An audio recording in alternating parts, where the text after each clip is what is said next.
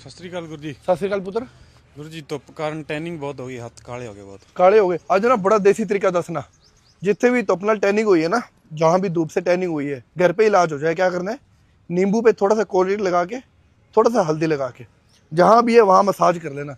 सिर्फ 3 दिन में रिजल्ट आ जाएगा। चाहे एल्बो है, चाहे ये हाथ है, इतना है, चाहे जहाँ भी इसको ट्राई करो, 3 दिन में रिजल्ट है और खर्चा भी नहीं आएगा, 2 से 5 रुपये।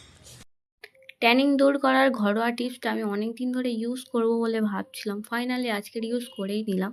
তো ওখানে যেমন যেমন আছে আমি সেইভাবেই করেছি।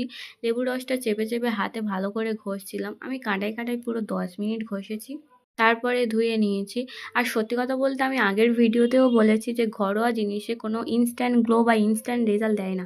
তাই আজকের ভিডিওতে তো কোনো রেজাল্ট আমি দেখাতে পারিনি, কিন্তু আগের ভিডিওতে বলা ছিল যে 3 দিন ইউজ করলেই রেজাল্ট দেখা যাবে। আর 3 দিন ইউজে কিছু হবে বলে মনে হয় না, তাই আমি 7 দিন ইউজ করব। তাই 7 দিন পরে কেমন রেজাল্ট আসবে সেটা 7 দিন পরেই দেখতে পাবে।